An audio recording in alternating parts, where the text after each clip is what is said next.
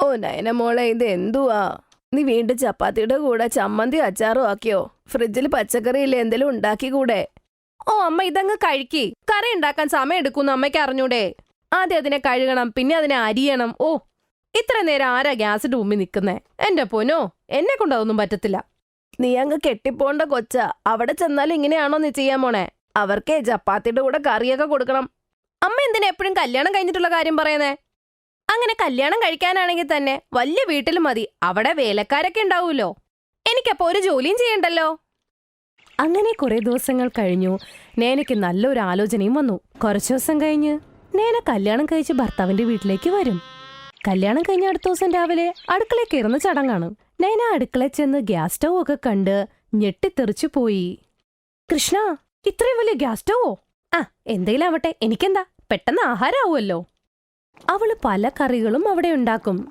ഹാ, പൂരി, കച്ചോരി, ആലുക്കറി, ചപ്പാത്തി, റായ്ത്ത എല്ലാം ഉണ്ടാക്കി. ഇനി ഇവരിതൊക്കെ കഴിച്ച് എന്താ പറയണെന്ന് നോക്കാം. ഒറ്റയ്ക്കിരുന്ന് ആലോചിക്കുന്ന സമയത്ത് അപ്പോൾ അവളുടെ നാത്തൂൻ അങ്ങോട്ടേക്ക് വന്നു. ചേട്ടത്തി അനിതയെ എവിടെത്തി?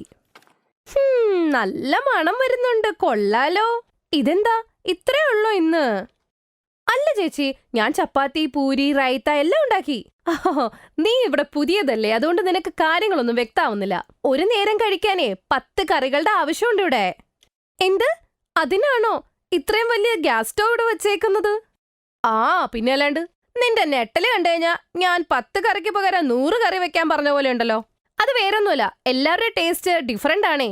1-2 കറികളാണെങ്കിൽ ബാക്കിയുള്ളവര് പട്ടിണിയാവും. അതുകൊണ്ട് 10 തരം കൂട്ടങ്ങൾ വേണം. ഒന്നിഷ്ടപ്പെട്ടില്ലേ വേറൊന്നുണ്ടല്ലോ. അങ്ങനെ വിഭവങ്ങൾ ഒരുപാട് വേണം. അതേ കുഞ്ഞു ചേട്ടത്തി, ഈ വീട്ടിലെ പാരമ്പര്യമൊക്കെ ഇനി ചേട്ടത്തി നോക്കണം. കഴിക്കാറാവുമ്പോ ഞങ്ങളെ വിളിച്ചാ മതിട്ടോ. നേനക്കിത് കേട്ടപ്പോ തന്നെ അവളുടെ കിളി പോയി. ഹേ നേന മോളെ, നിന്റെ കാര്യം പോക്ക. വല്ല മാജിക് പഠിച്ചാ മതിയായിരുന്നു. 10 കൂട്ടം ഉണ്ടാക്കണ്ടേ? ഷോ, എന്റെ കല്യാണത്തിന് പോലും ഇത്ര വിഭവങ്ങളില്ല. ഒരു ദിവസം ഒരു നേരത്തേക്ക് ഇത്രയോ? കുറച്ചേരം കഴിഞ്ഞ് ആഹാരമൊക്കെ ഉണ്ടാക്കി തീൻമേശയിൽ എല്ലാവർക്കും വിളമ്പി വെക്കും. എല്ലാവർക്കും അവളുണ്ടാക്കിയത് ഇഷ്ടപ്പെടും. കൊള്ളാം, എല്ലാത്തിനും നല്ല സ്വാദാണല്ലോ. സത്യം പറയാലോ മോളെ, നീ ഉണ്ടാക്കിയ ആഹാരം അടിപൊളിയാ. ഇനി മുതല് നീ ഉണ്ടാക്കിയാ മതി 10 കൂട്ടങ്ങൾ. ഇത് വല്ലാത്ത കഷ്ടമാണല്ലോ. സ്വന്തം വീട്ടിൽ ഒരു ജോലിയും ചെയ്തിട്ടില്ല. ഇപ്പൊ നിനക്ക് 8ന്റെ പണി കിട്ടി. അങ്ങനെ കുറച്ചു ദിവസം കഴിഞ്ഞ് മഴക്കാലമൊക്കെ തുടങ്ങി. മഴക്കാലം നയനയ്ക്ക് ഭയങ്കര ഇഷ്ടമായിരുന്നു. ആഹാ, ഈ മഴക്കാലത്ത് നല്ല ചൂട് പക്കോട കഴിക്കാം. ഒരു കാര്യം ചെയ്യാം, എല്ലാവർക്കും ചൂട് ചൂട് പക്കോട ഉണ്ടാക്കി കൊടുക്കാം. പക്കോടയാകുമ്പോ വയറും നിറയും. അതിന്റെ കൂട്ടത്തിൽ വേണമെങ്കിൽ കുറച്ച് കച്ചോടിയും കൂടെ ഉണ്ടാക്കി വെക്കാം. ഇന്നത്തെ വൈകുന്നേരത്തെ ആഹാരം അത് തന്നെ ആക്കാം. 10 കൂട്ടങ്ങൾ ഉണ്ടാക്കണ്ടല്ലോ, ഇന്നെങ്കിലും ഒരു അവധി കിട്ടുമായിരിക്കും. നേന അപ്പൊ തന്നെ അടുക്കളയിൽ പോയിട്ട് ചൂട് പക്കോട ഉണ്ടാക്കി കൊടുക്കും. ചേട്ടത്തി, ഇതെന്തോ ഉണ്ടാക്കിയത്? എനിക്കൊന്നും വേണ്ട ഇത്. എനിക്ക് ആലുക്കറിയും മുട്ടത്തോരനും അതൊക്കെ മതി. എനിക്ക് വഴുതനങ്ങ കറിയും പിന്നെ കുറച്ച് പാവയ്ക്ക കറിയും കൂടെ. എനിക്ക് ബീൻസ് കറി ഇഷ്ടം, ഫ്രൈ ചെയ്തത്. എനിക്ക് മഷ്റൂം എന്തായാലും വേണമെന്ന്, പിന്നെ പനീറും വേണം കേട്ടോ, മറക്കല്ലേ. എന്റെ ദൈവമേ, ഇവർക്ക് തലക്കെല്ലാം വട്ടാണോ തോന്നേ? മഴക്കാലത്ത് ചൂട് ചൂട് പക്കോടയല്ലേ തിന്നണ, പിന്നെ ഇവരെന്താ ഇങ്ങനെ? എന്നിട്ടും ഇവർക്ക് വേണ്ടത് 10 കറികളും. എന്റെ ദൈവമേ, എന്റെ വിധിയോ. പാവം നേന മിണ്ടാതെ പോയി അടുക്കളയിൽ നിന്ന് എല്ലാം ഉണ്ടാക്കാൻ തുടങ്ങി. ഈ വീട്ടിലെ ആദ്യത്തെ മഴക്കാലം എന്റെ ഒന്ന് ആസ്വദിക്കാൻ പോലും പറ്റുന്നില്ല. അവരെല്ലാരും പോയി മഴ ആസ്വദിച്ചുകൊണ്ടിരിക്കുക, എന്നെ ഇവിടെ അടുക്കളയിൽ പുഴുങ്ങായിട്ടിട്ട്. അല്ല, തെറ്റെന്റെയാ. ആദ്യം തന്നെ നല്ല ആഹാരം ഉണ്ടാക്കി കൊടുത്തില്ലേ? നേരത്തെ അറിഞ്ഞിരുന്നേ കുറച്ച് മുളക് പൊടിയും ഉപ്പും ഒക്കെ വാരിയിടായിരുന്നു. എന്നാ പിന്നെ എനിക്ക് ഗതി വരൂലായിരുന്നു. ഷോ, ദേഷ്യത്തിൽ നേന ആഹാരം ഉണ്ടാക്കുകയായിരുന്നു. കറി തളച്ച് അതിന്റെ ഒരു തുള്ളി അവളുടെ കണ്ണിലേക്ക് പോയി. എന്റെ കണ്ണ് കണ്ണ് അമ്മ. അവളുടെ കണ്ണ് പതിയെ പതിയെ ചുമന്നു. ഉറങ്ങാൻ നേരത്തെ രാത്രിയും അവൾക്ക് നല്ല നീറ്റലുണ്ടായിരുന്നു. ഇത് കാരണം അവൾക്ക് ഉറങ്ങാൻ പറ്റുന്നില്ല. എന്റെ കണ്ണ്. അയ്യോ, നിന്റെ കണ്ണെന്താ ഇങ്ങനെ ചുവന്നിരിക്കുന്നത്? ഞാൻ ഐ ഡ്രോപ്പ് ഒഴിക്കാം, കുറച്ച് ശമനം കിട്ടും. റോണക്ക് അവളുടെ കണ്ണിലേക്ക് കുറച്ച് ഐ ഡ്രോപ്സ് ഇട്ട് കൊടുക്കും. അതുകൊണ്ട് അവൾ ഉറങ്ങും. എന്നിട്ടും അവളുടെ കണ്ണിലെ നീറ്റൽ കൂടി വരികയായിരുന്നു. അങ്ങനെ കുറച്ചു ദിവസം കഴിഞ്ഞ് ഒരു ദിവസം, എന്നും ഈ 10 കൂട്ടം കറികൾ ഉണ്ടാക്കി എനിക്ക് മടുപ്പായി. പച്ചക്കറിയും തീർന്നു, പുറത്താണേ നല്ല മഴയും. ഒരു കാര്യം ചെയ്യാം, ഉരുളക്കിഴങ്ങ് വെച്ച് പല വിഭവങ്ങളും അങ്ങ് ഉണ്ടാക്കി വെക്കാം. അങ്ങനെ നൈന ഉരുളക്കിഴങ്ങ് കൊണ്ട് പല വിഭവങ്ങൾ ഉണ്ടാക്കും. ദമാലു, ആലുക്കറി, ആലു പൊറോട്ട, അങ്ങനെയൊക്കെ. ഇത് കണ്ട് അവളുടെ വീട്ടുകാര്, ദേഷ്യത്തോടെ അവളോട് പറയും, ഓഹോ മോളെ, ഇത് എന്തോ ഉണ്ടാക്കി വെച്ചേക്കണേ, ഉരുളക്കിഴങ്ങ് കൊണ്ട് തന്നെ എല്ലാം. എനിക്കിത് കഴിക്കണ്ട, എനിക്ക് വേറെ എന്തെങ്കിലും ഉണ്ടാക്കിക്കൊണ്ട് വാ. പക്ഷെ അമ്മ, ഇവിടെ പച്ചക്കറിയൊക്കെ തീർന്നിരിക്കുക. ഇന്നലെ രാത്രി തൊട്ട് നല്ല മഴയല്ലേ, ആർക്കും പോയി മേടിക്കാൻ പറ്റിയില്ല. ആ എന്തേലും ആവട്ടെ, നാളെ തൊട്ട് പച്ചക്കറി കൊണ്ട് തന്നെ പല വിഭവങ്ങൾ ഉണ്ടാക്കണം. ഉരുളക്കിഴങ്ങൊന്നും പറ്റത്തില്ല, മനസ്സിലായോ? അമ്മായിയമ്മ പറഞ്ഞത് കേട്ട് നേനയ്ക്ക് ദേഷ്യമൊക്കെ വരും. പക്ഷെ അവൾ ഒന്നും മിണ്ടിയില്ല. അങ്ങനെ 2 ദിവസം കഴിഞ്ഞ് ഒരു ദിവസം, രാവിലെ തൊട്ട് കണ്ണു വേദനിക്കണു. ഇവിടുത്തെ വീട്ടുകാർക്ക് എന്തു പ്രശ്നം? അവർക്ക് 10 കൂട്ടങ്ങൾ കഴിച്ചാൽ മതിയല്ലോ. പാചകം കാരണം ഹോസ്പിറ്റലിൽ പോലും ഒന്ന് പോകാൻ പറ്റുന്നില്ല. എനിക്ക് തോന്നുന്നത് 10 കൂട്ടങ്ങൾ ഉണ്ടാക്കി ഇവിടെ തന്നെ ഞാൻ മരിച്ചു പോകുന്ന. അവൾ ആഹാരം ഉണ്ടാക്കിക്കൊണ്ടിരിക്കുകയായിരുന്നു. കണ്ണിന്റെ പ്രശ്നം കൂടിയത് കൊണ്ട് കാഴ്ച കുറഞ്ഞു. അങ്ങനെ അവൾ ചില കറികൾ കരിഞ്ഞു പോകുന്നു, ഉപ്പ് കൂടുന്നു. ഭർത്താവിന്റെ വീട്ടുകാര് അതൊന്നും നോക്കുന്നത് പോലുമില്ല. എന്നും എപ്പോഴും അവൾക്കെന്നും കുറ്റം മാത്രമേ ഉണ്ടായിരുന്നുള്ളൂ. അവളുടെ ഭർത്താവിന് പക്ഷേ സങ്കടം വന്നത് കണ്ട് നേരെ അവളെയും കൊണ്ട് ഹോസ്പിറ്റലിൽ പോയി ഡോക്ടറെ കാണിച്ച് കാര്യങ്ങൾ പറഞ്ഞു. ഇവരുടെ കണ്ണിൽ ചൂടിൽ എന്തോ ഭക്ഷണം പോയിട്ടുണ്ട്. അതുകൊണ്ട് തന്നെ അവരുടെ കോർണിയ ഡാമേജ് ആയിരിക്കുകയാണ്. പെട്ടെന്ന് തന്നെ ഓപ്പറേഷൻ ചെയ്തില്ലെങ്കിൽ അധികം താമസിയാതെ കാഴ്ചയില്ലാതാവും. അങ്ങനെ അടുത്ത ദിവസത്തേക്കുള്ള അപ്പോയിന്റ്മെന്റും എടുത്ത് 2 പേരും കൂടെ വീട്ടിൽ വരുമ്പോ ചേട്ടത്തി പറയും, ഇന്ന് നീ ഉണ്ടാക്കിയത് വൃത്തികെട്ട കറികളായിരുന്നു. പക്ഷെ നാളെ നല്ല കറികൾ ഉണ്ടാക്കിക്കോണം. കാരണം നാളെ എന്റെ വീട്ടുകാരിങ്ങോട്ട് വന്നിട്ടുണ്ട്. നിങ്ങളെല്ലാവരും ഒന്ന് നിർത്തുന്നുണ്ടോ? എൻ്റെ വീട്ടിൽ എത്ര തരം കറികളാണ് ഉണ്ടാക്കുന്നത്. പക്ഷെ മുഴുവൻ കുടുംബത്തിന് വേണ്ടി ഉണ്ടാക്കുന്നത് ഒറ്റ ആളാ. നിങ്ങൾക്കറിയുമോ കറികൾ ഉണ്ടാക്കി ഇവളുടെ കണ്ണിന് പരിക്ക് പറ്റിയ കാര്യം? അടുത്ത ദിവസം അവളെയും കൊണ്ട് ഓപ്പറേഷന് പോകും. ഓപ്പറേഷൻ നന്നായി നടക്കും. അവൾക്ക് നല്ല രീതിയിൽ കാണാനും പറ്റി. 3 ദിവസം കഴിഞ്ഞ് അവൾ വീട്ടിലേക്ക് വന്നപ്പോ അമ്മായിയമ്മ, എന്നോട് ക്ഷമിക്കും മോളെ, നീ വരുന്നതിന് മുമ്പ് ഇവിടെ വേലക്കാരി ഉണ്ടായിരുന്നു. 10 കൂട്ടം കറി ഉണ്ടാക്കണമെന്ന് പറഞ്ഞപ്പോ ഇവിടെ നിന്ന് പോയി. പിന്നെ ഞങ്ങളെല്ലാരും കൂടെ ആഹാരം ഉണ്ടാക്കിക്കൊണ്ടിരുന്നേ. പിന്നീട് നീ വന്നപ്പോ എല്ലാം കൂടി നിന്റെ തലക്കിട്ടതാ. അത് കാരണം നിനക്ക് ഇങ്ങനെയൊക്കെ ആയി. ഇനി തൊട്ടേ നീ ഒറ്റയ്ക്ക് ജോലി ചെയ്യണ്ട. നമുക്ക് എല്ലാവർക്കും കൂടെ ഒരുമിച്ച് ചെയ്യാം. പിന്നെ ഇനി ഈ വീട്ടില് 10 കൂട്ടങ്ങളൊന്നും ഉണ്ടാവില്ല, 2 കൂട്ടേ ഉണ്ടാവുള്ളൂ. അതെല്ലാവരും കഴിക്കണം. അമ്മായിയമ്മ ഇത് പറഞ്ഞത് കേട്ടപ്പോ നേനയ്ക്ക് ഒരുപാട് സന്തോഷമായി. അങ്ങനെ സന്തോഷത്തോടെ എല്ലാവരുടെ കൂടെ ജീവിക്കാൻ തുടങ്ങി.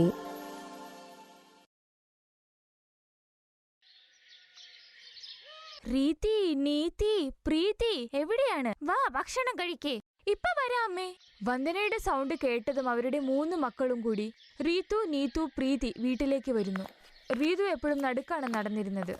റീതു, നീതു അവളുടെ തോളത്ത് കൈ പിടിച്ചാണ് നടന്നിരുന്നത്. എന്തെന്നാൽ നീതുവിനും പ്രീതുവിനും കണ്ണു കാണില്ലായിരുന്നു. പക്ഷെ റീതുവിന് കണ്ണു കാണാം. പക്ഷെ അവൾക്ക് നടക്കാൻ ബുദ്ധിമുട്ടാണ്. അവൾ വടികുത്തിയാണ് നടന്നിരുന്നത്. നീതിയും പ്രീതിയും റീതിയെ സഹായിച്ചിരുന്നു.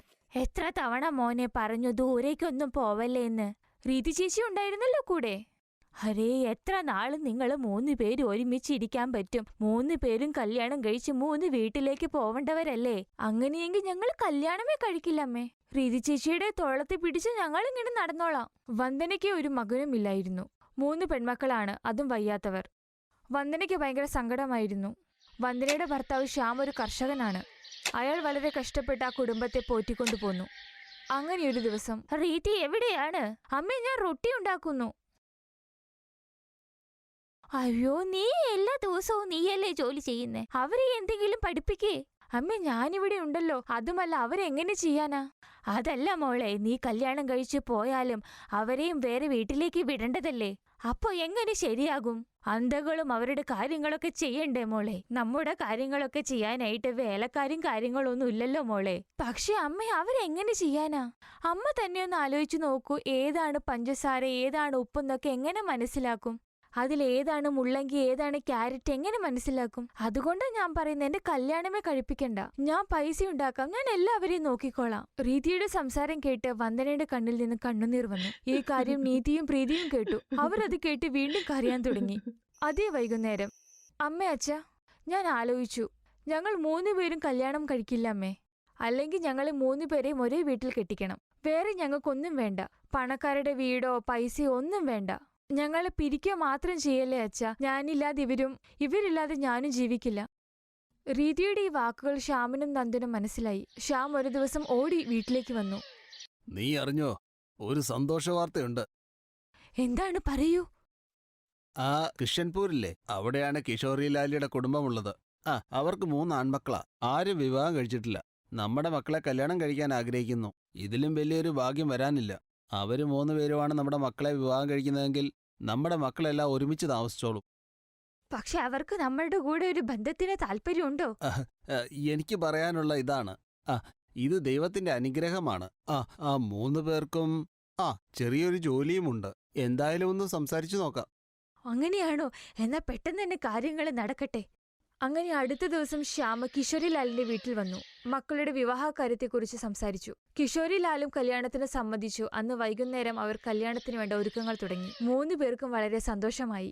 കല്യാണത്തിനുള്ള ദിവസവും വന്നു. പക്ഷെ അതിനു മുന്നേ അതെ സ്വാമി, ഒരു നിമിഷം. ഇങ്ങനെ തിരക്ക് പിടിക്കല്ലേ. പിന്നെ ശ്യാംജി, ഒരു കാര്യം, ഈ സ്ത്രീധനത്തെക്കുറിച്ചൊന്നും പറഞ്ഞില്ല. അങ്ങനെ പ്രത്യേകിച്ച് സ്ത്രീധനം എനിക്കുള്ളതല്ല, ഇവർക്കുള്ളതല്ലേ. പിന്നെ അതിനെക്കുറിച്ചൊക്കെ നമുക്കിപ്പോൾ സംസാരിക്കണോ?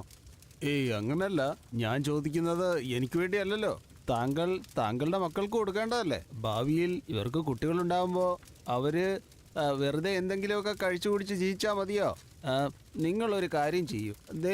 അതുപോലൊരു കാറ് കൊടുത്താൽ മതി. നിങ്ങൾ ആൾക്കാരുമായി വന്ന കാറ് മതി, വേറെ ഒന്നും ആവശ്യമില്ല. അതിപ്പോ ആ കാറിന് വളരെയധികം വിലയുള്ളതാണ്. ഞാൻ എങ്ങനെ അത് വാങ്ങിത്തരും? എന്താ പിന്നെ നിങ്ങൾ ഇത് തന്നെ സംസാരിക്കുന്നേ? നമ്മള് ഒരു കുടുംബമായിട്ട് ജീവിക്കേണ്ടതല്ലേ ഇനിയും. എന്നാ ശരി, 1 മാസം എടുത്തോളൂ, അതിനുള്ളിൽ വാങ്ങിത്തന്നാ മതി. അതിന് സാധിച്ചില്ലെങ്കിൽ നിങ്ങളുടെ മക്കളുമായി തിരിച്ചു പോയിക്കോളൂ. എന്താണ് കിഷോറിലാൽ ഇങ്ങനെ പറയുന്നേ? നിങ്ങൾ ഇവിടെ കല്യാണം നടത്തുവാണോ അതോ കച്ചവടം നടത്തുവാണോ ചെയ്യുന്നേ?